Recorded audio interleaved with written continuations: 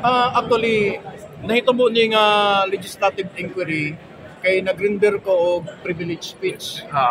The reason why nag-render ko og privilege speech kay sa mga milabayng mga binulan, medyo naging kontrobersyal na kayo ang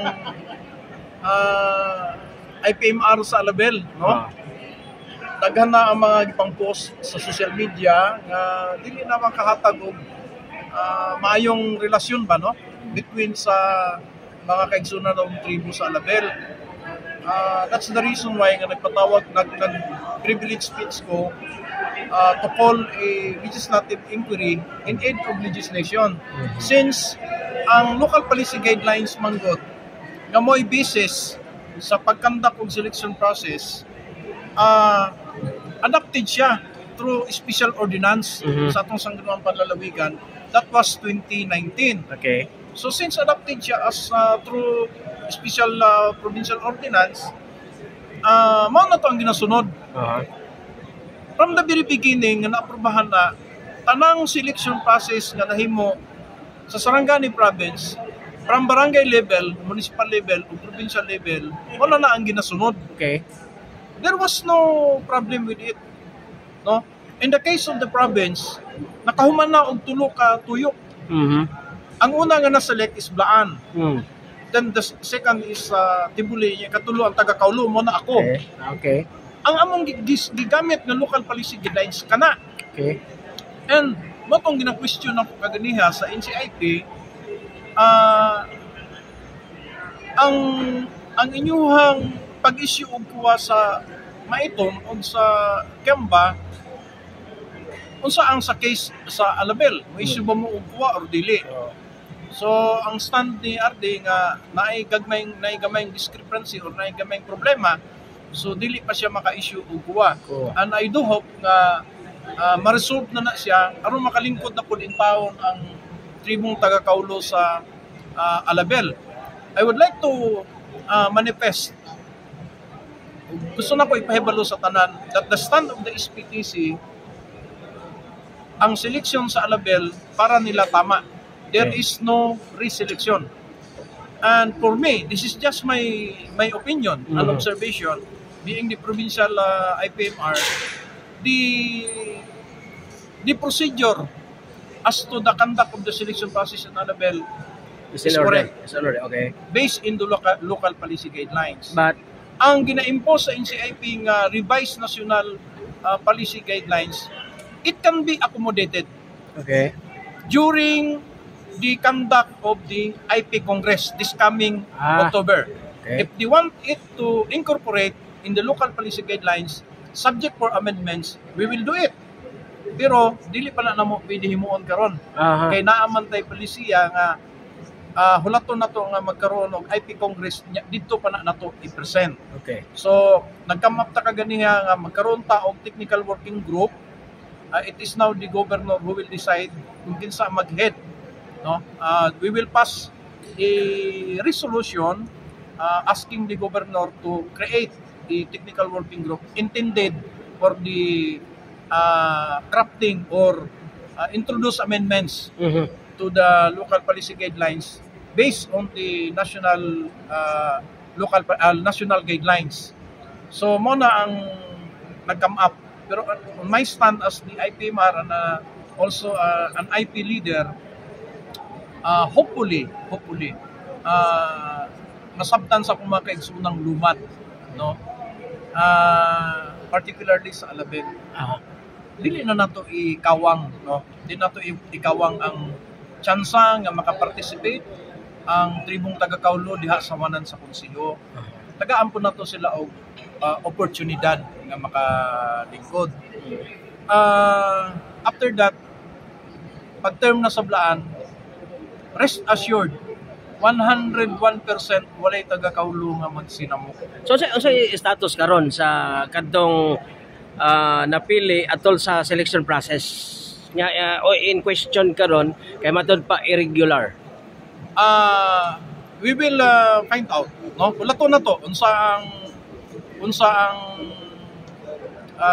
ipagawas nga findings sa NCIP. Okay. kay sila man ang magpagawas ni ana. Mo gani akong ginapangutana kaganiha. Ang akong statement kaganiha, kung ang NCIP naaman sila during sa pagkandak sa selection process. Kung nakita nila na ay mga discrepancy o na ay violation, dapat wala na lagi pa na yun. Correct. They are the one who will decide kung ipadayon ba na or dili. Oh. Pero ipadayon man, nahuman ang seleksyon nga walay problema. Nabay possibility nga back to square one or back to zero? The idea of the good mayor is yung nana, gusto niya balik sa square one, intended for the taga-Kaulo pa rin. So meaning, ang mag-participate lang, taga-Kaulo. Pero, that is the idea of the mayor. Because the one who will decide it is the SPTC. Based on the local policy guidelines. As of now, kung sundon na itong local policy guidelines, ang maka-decide lang niya na ang SPTC. SPTC lang. Ang SPTC. Katong ingon nimo nga ikas pala og balik. Ang akong punto nga iagi na tug kaspala tradisyon, lingkuran sa tanang elders. Meaning lingkuran sa SPTC, lingkuran sa IPS Alabel without the presence of the politicians. No? Walay mga politiko nga mo lingkod. Only the elders. Nya lingkuran nila mag-decide sila pag nagkasinabot sila, they will make an appeal. Okay. Because on the position of the SPTC, ang ilang decision, we will go into negotiation or kaspala basta isuhan lang si Miguel o Uwa. That is the stand of the SPTC. Okay. As to the case of Alabel, and we will also nabatian man na itong statement ni Mayor sa NCIP na dili nila matubag ang gusto maitabo sa SPTC. But anyway, after this legislative inquiry, nakita na ko nga murag hopefully nga pagpanguli sa mga elders nato ilahang malamdagan ng ilahang mga panguna-una unya mag-inistoryahan na nalangunta sila, no? Kaya ako medyo emosyonal na ko, na-stress na ko anong problemahan ni dili ko anad og inani nga klase nga balaw-balaw, no? Correct. Balaw-balaw meaning dili ko anad og inani klase nga negosasyon o istorya.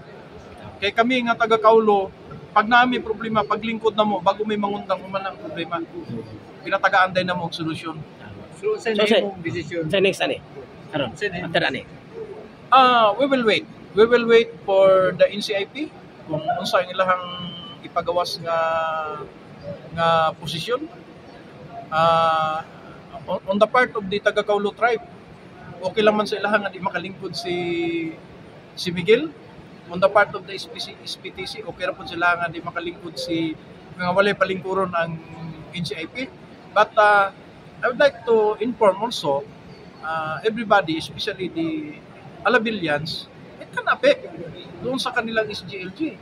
Correct. Kasi vacuum ang kanilang IPMR. Pero nabay nag-complain ani board? Nabay nag-complain? With regards sa Kini nganong niabot sa punto ingani? Nabay tao nga nagreklamo bahin ani? actually series of meeting na o negosasyon ang ginahimo nako. Ako na mismo ang naga-initiate. So na i-complainan. Pero there was a complainant. There was. Okay. Na-petition nga gihimo ang Blaan tribe. Okay. Ang Blaan tribe ang nagpetisyon sa kay Balco sa kay Miguel nga taga-Kaulo. That is one thing. This is the term of taga-Kaulo, pero ang nagpetisyon Blaan. Dito sa NCIP. And the NCIP, I understand, no? Wata kay Balo kung unsa ang hinungdan nganong as of na wala pa'y desisyon ng NCIP. And I do hope na masolusyonan na ni tanan. Pero kanang issue, 5% lang kuno ang taga-Kaulo niya, 30% ang Blaan. So sada nagmatter ba po di ang discussion? Ang ato ang balaod na giingon, no? Once nga carte holder ka, bisang pag pinakagamay ka nga tribo na kay ngalan sa ancestral domain, Pwede. kinahanglan ka Represented.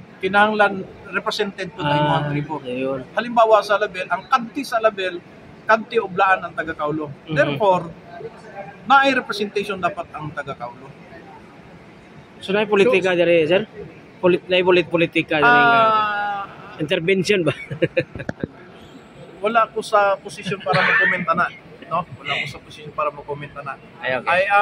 I am discussing in behalf of the IP. Yeah. Nadunggan naman yung akong statement kaganiha. Yes. Dili ang mga politiko ang makahatag og solusyon ani.